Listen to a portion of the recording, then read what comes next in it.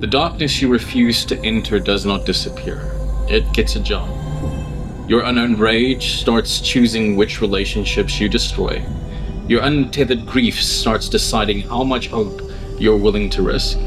Your shame edits your ambitions before you ever speak them, and your fear chooses the rooms you never enter and then lets you call that wisdom. What you do not own owns you. And this is the idea at the center of my new book, The Gospel of Night. The darkness that is not descended into governs, but the darkness that is descended into serves. There is no third option. I'm Adam Nox, and welcome to the cult of you.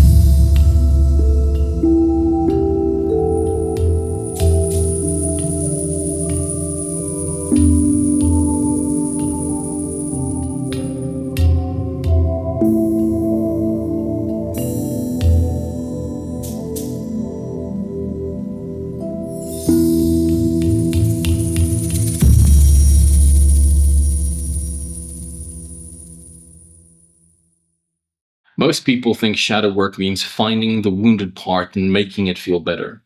Sometimes that is necessary, but it's not the whole work. The deeper question is what faculty of your being has been trapped inside that wound?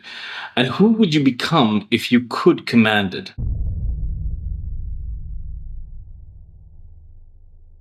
By the end of today's episode, I'm going to give you a way to identify one force that has been governing your life from below. Discover what it was originally built to do and begin returning it to its rightful office.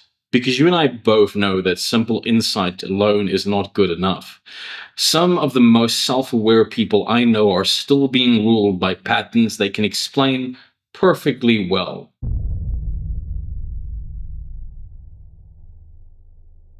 This book began for me more than 16 years ago in my kitchen, of all places, where my body was failing me and I was trying to cover an experience of sickness with the language of positive thinking and light affirmations.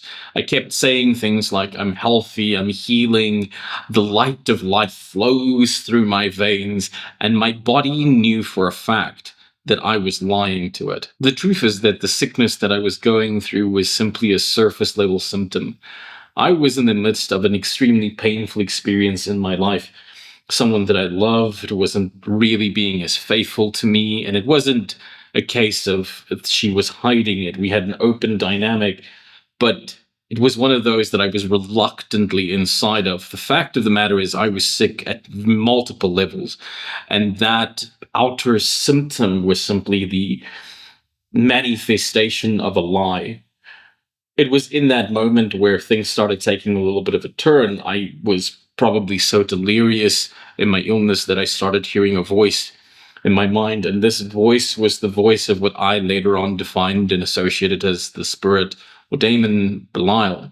As I was trying to affirm my health, I would hear it laugh. And I hear it taunt me about what I was really doing underneath this false performance. It heckled me until at some point I just gave up and I asked it, what do you want me to do? And it said, well, just own that you're sick. And that was a very uncomfortable fact. I couldn't immediately just do that because everything that I learned up to that point was positive thinking and sending out light and affirming the outcome that you wanted. The very idea of even acknowledging the sickness was making it real. And that was the last thing I wanted to, even though it was very, very real at that moment. I felt this inner battle, this inner struggle with myself to come to terms with this possibility. But after some heckling and maybe the delirium of the sickness, I eventually cracked and I said, well, okay, fine, I'm sick. And it laughed still because it said to me right there in that sentence, it's like, that's okay, but that's not good enough. And I mean, I was confused. I felt almost defeated in that moment, like I gave up. I gave up on this positive thinking that everything taught me to be. But in that moment, there was a relaxation. There was a letting go, which was something else in that moment. And he said to me, "Don't just feel sick. Don't just feel the sickness. Be sickness." The idea was very confusing for me at that time. Again, this was 16 plus years ago now. But I went for it. So I said, yes, okay, well, fine, then I am sickness. I am disease.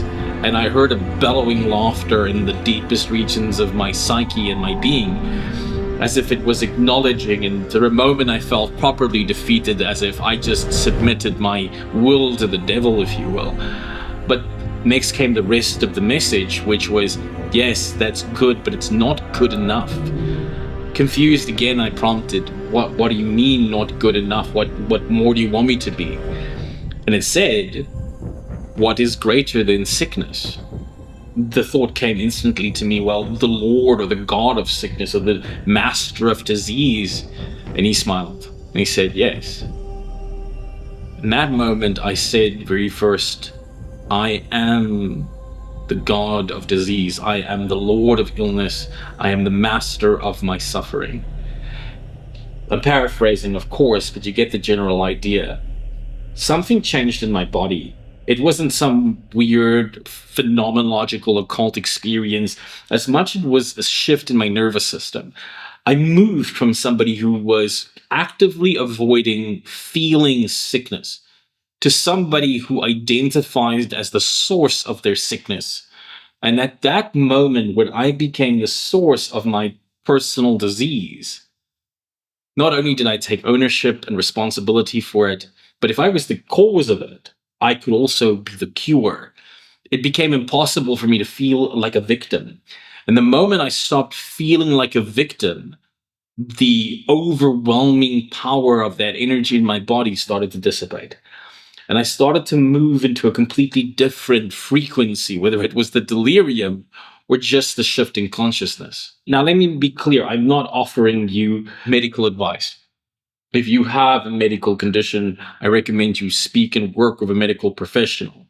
All I'm doing is I'm sharing with you my own psychological and magical revelation in that experience, and the shift in the position that produced within myself and the level of consciousness that I am in or that I found myself in. You see, the moment that I stopped making sickness into the enemy that was somehow outside of me, I could finally ask what it was doing inside of the architecture of my own life. And that's when the truth started to surface. You see, a sick child receives medicine.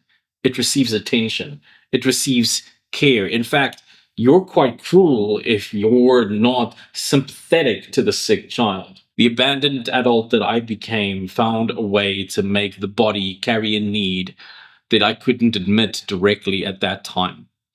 I had been treating the symptom as an invader. The moment I owned it, it became information, and it showed me the need, the wound, and the strategy that had been operating all together to my own detriment. I was my own demon. I was my own disease, and I secretly relished the idea. You see, that experience didn't make me a master of the occult arts or the dark arts in any kind of way, but it did start my journey in understanding my own darkness. It gave me the first piece of a map. I spent years after tracing the same structure through desire, grief, rage, shame, withdrawal, cognitive paralysis at different points, creative chaos, and absolute and complete despair, only to realize that positive thinking becomes poisonous when it asks you to lie about the state that you are actually in, a disease propagated by social media. You see, you can never learn to govern a kingdom you refuse to admit exists.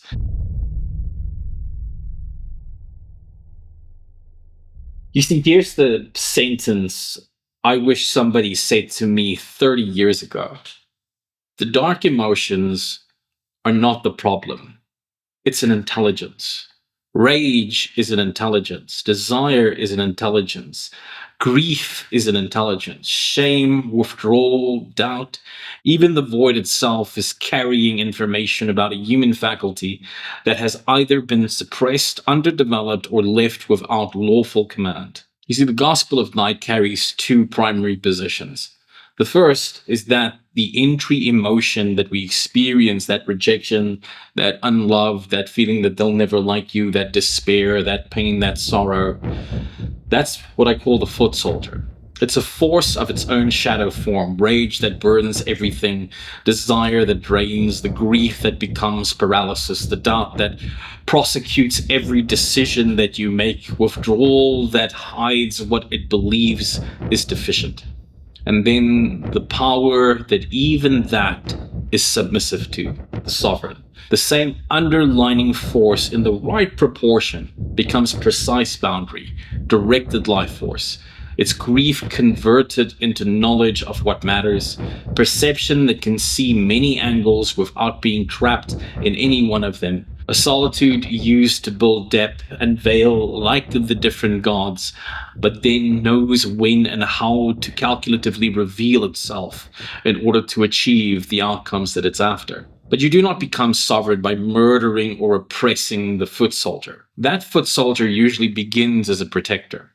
It learned a strategy underneath pressure. It succeeded often enough to survive and then kept performing the strategy long after the original war ended. Just like that little boy probably held on to a cough longer than it should because at least that meant not having to do your homework. You see, what I call the false enthronement is when this foot soldier, what many can consider the lesser demon, if you will, the servant of the greater, forgot its rank. The protector sat on the throne, a part designed to guard one wound began governing the entire body. Every relationship and every future decision, it literally became a possession. The thing is, we don't realize these are possessions because the thing that makes the crowning, the false enthronement, is the moment that we confuse ourselves for the part. You see, anger without command becomes contamination. Under command, it becomes a clean force that protects what matters. Desire without command makes another person the source of life. And under command, it becomes the capacity to direct life force towards what you choose. Grief without completion makes every ending carry the weight of the original loss. Master grief extracts the vow, the exact knowledge of what was worth loving and what must be built again so that we don't just submit to every moment. Withdrawal organized around shame becomes invisibility. Withdrawal under sovereignty becomes patience and deep competence focused upon creating what can be birthed only in silence. You see, internal family systems calls them parts. Jung called much of the territory the shadow, the occult tradition, gave them other names, offices, hierarchies, and methods of encounter.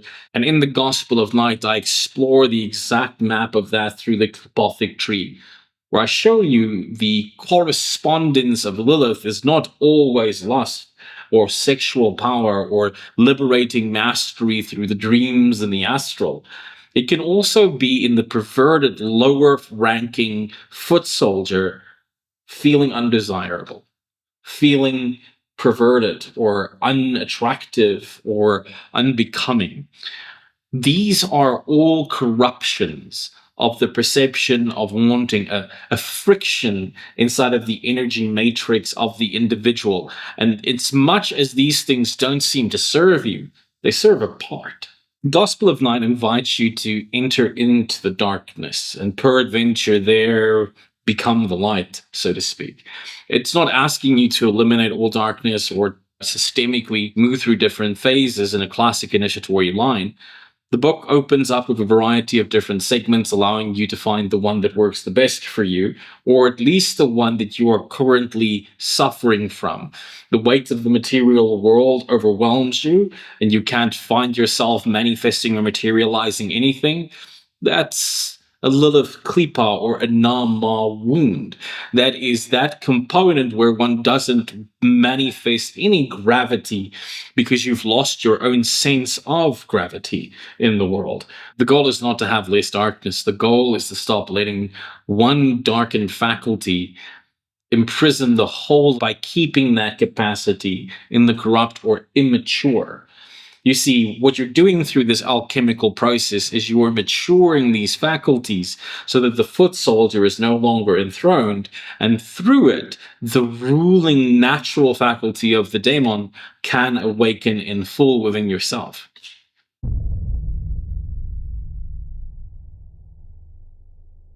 Now, the uncomfortable part, especially for the intelligent ones amongst us. You can understand the entire model and still remain completely unchanged. In fact, comprehension without dissent is one of the shadow's most elegant defenses. It lets you explain the pattern, teach the pattern, make content about the pattern, and never once surrender the throne it has taken from you. Knowing why you chose unavailable people is not the same as being available to yourself. Knowing the childhood source of your rage is not the same as giving that fire a clean command. Knowing you have a visibility wound is not the same as walking into the room. The internet is filled with people that can explain the details of their trauma and why something's happening without the capacity to actually change the damn thing. They're philosophers, they're not practitioners. You see, the rage you will not own keeps appearing in your partner's tone of voice, your colleague's ambition, and every authority you meet. The old war is fought through new people. The grief you will not enter becomes gravity. Every goodbye feels final because one original finality has never been fully met and transmuted. The worthlessness you will not face becomes an invisible ceiling. It chooses the sentence you did not finish, the price you do not ask, the work you never release. The desire you shame becomes compulsion. It reaches for people, substances, status, intensity, because it has never been given a lawful full current of its own. And the doubt that you mistake for intelligence dissolves every conclusion you make and protects you from the danger of acting in the first place. This is not a dramatic ruin most of the time. It's worse in the quieter ways. It's the life consistently slightly smaller than it could have been. It's 5% withheld here, one door avoided there, a decade bolt out of decisions you never experienced as decisions. I remember when Tony Robbins said that destiny was the result of direction. The direction was the result of the outcomes. The outcomes were the result of the actions. The actions were the result of the state. The state was the result of everything we're talking about now. So I want you to choose a pattern you already know. Now imagine the next 10 years unfold exactly as the last 10 did. The same relationship in a different body. The same ceiling in a different job. The same apology wearing more sophisticated language. And at the end of those 10 years, what did this pattern cost you in intimacy, money, health, creation, dignity, and time? If the foot soldier that's currently holding the throne within you, that you've confused for yourself, continues to rule, what's your life like in 10 years? The descent does not create the cost. It settles the cost that is already occurring. And the magnitude of the cost tells you something else. It tells you the magnitude of the faculty trapped underneath it. The pain and the price scale in the same direction, because the doorway or the archetypal intelligence from which the foot soldier is born is the exact counterweight of the power. That which produces disease is also that which cures it. That which produces poverty is also that which can establish wealth.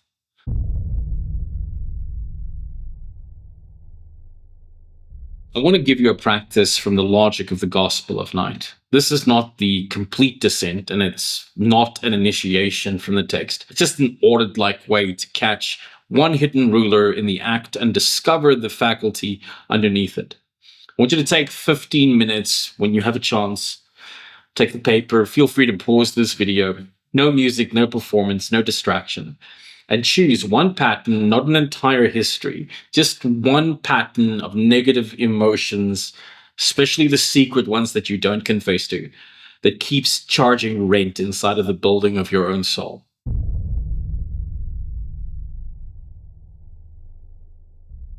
I want you to write down one recurring pattern as an observable fact.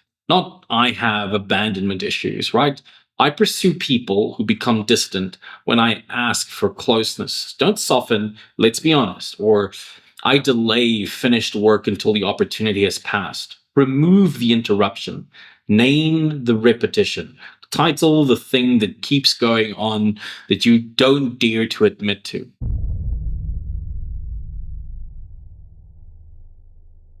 Recall the moment the pattern activates. Where does it live? The throat? Chest?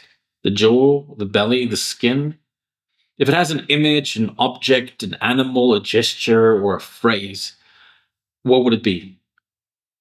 Is it a locked room, a hook in the throat, a swarm, a wet blanket?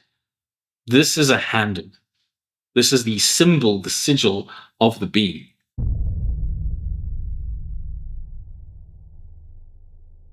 Address the part through the handle. Ask, what do you believe will happen if you stop doing this? Then ask, when did this job become necessary? I don't want you to argue with the answer. I don't want you to try and project what you think it should be. Just let the answer surface.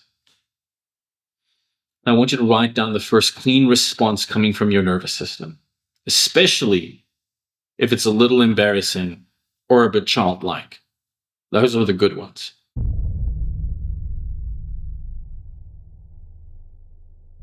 Ask, if you did not have to run my whole life, what would your rightful job be? If it's rage, it may answer something like guard the boundary. Withdrawal may answer create uninterrupted depth. Doubt may answer test the claim once, then permit action. Desire may answer show me where life wants to move. Yours may not be as clear, but there is an intentional higher purpose that this forsaken one has been attempting to achieve before it became corrupted.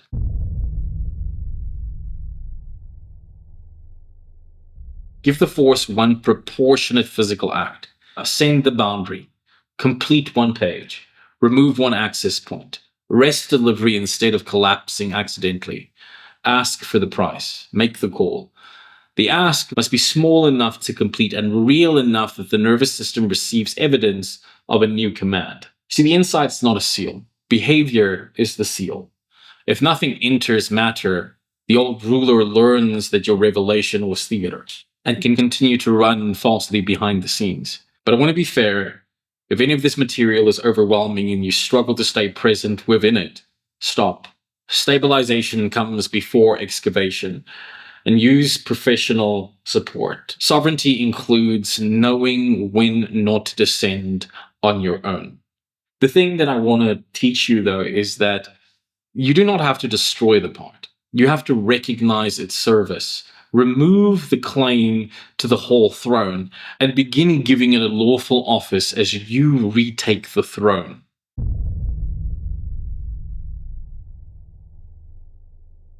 I began by telling you that the darkness gets job. So here's the part I discovered the hard way. When you give it the right job, the thing you feared would destroy you becomes one of the most capable parts of your own nature. Imagine that anger no longer contaminating every room, but arrives as exact information about what must be protected. Imagine that desire no longer makes you beg, but gives your life a current and your choices a direction. Imagine that grief no longer proves the world is over, but reveals what you loved enough to build again. Imagine doubt can test ideas without murdering them, that solitude can deepen you without erasing you, that chaos can generate without scattering you, that the void can strip away every borrowed reason for living and still fail to take the living spark beneath it. This is not a life without darkness. It is a life in which darkness has become a faculty. You do not become less capable of rage, grief, desire, judgment, or refusal. You become capable of them without being possessed by any of them. No single foot soldier gets to impersonate the whole organism. The body stops dividing itself merely to survive its own life. That is the pleasure on the other side of this work. Not permanent comfort, range, weight, precision. The ability to enter work, love, money, conflict, creation, and loss with more of yourself fully online and present and not becoming unconscious when the chaos erupts. The wound was not proof that the faculty was absent. It was the place the faculty was waiting. It was the single most immature or undercultivated aspect of the infinite creative unconscious that you possess. It is the thing that will make you a prince of your own darkness or a queen of your own night, and once fully understood, reveal the true mysteries of the Qlipothic tree behind it as you ascend beyond the foot soldier into the archetypal forces and intelligences of the spiritual body of the whole. And that's just step one. The Gospel of Night is, as you can see, quite a big book. There's a lot of material in there. It has a spell book for every Qlipa, working with its corresponding Goethic entities, as well as the daemons of that sphere. It has exorcisms, which allows you to identify these patterns in others and help liberate them from it. It has an entire gospel channeled directly from each of those specific spheres in my own workings, allowing you a new paradigm of thinking or a new perception and opening these different aspects of yourself and your own nature. And it has a full psychic anatomy, if you will, understanding the precise locations on the tree for grief, suffering, pain, loneliness, isolation, and a range of dark emotions that we rarely speak of in public facing. The Gospel of Night is also the first in the series of 3 new books I'm working on, this being obviously the first. The Gospel of Light, which will follow it soon, where we get to look at the perversion of light and the fawn response or the false performative light.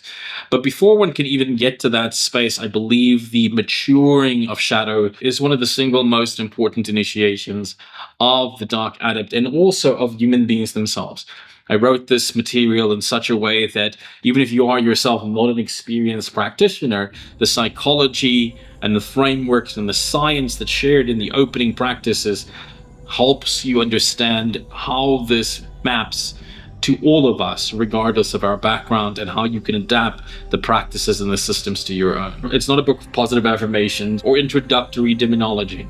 It's an operational grimoire that maps the dark territories of the Qlipothic tree and the individual themselves, whether you are an initiate or not, helping you to understand how these things became installed at the first place, where the darkness entered you, how to transform it in order to unlock the full potential that you are, what the protective part within itself is carrying and how to alchemize those components, and the doorway to the sovereign faculties that sits behind it, that's been known throughout the occult world for ages, and the practices for moving from being commanded by the forces to commanding those very same forces.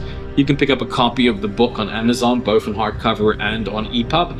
And if you are a member of the Cult of You and you are participating in the Living Program, the full Gospel of Light is now being made available inside of the Draconian Sorcerer, and you'll be able to also get the extended practices in there that's supported as well when that level unlocks for you. So as usual, links in the description. Feel free to get a copy so that you can liberate yourself from that and stop being a beggar in your own kingdom and instead live deliciously in it.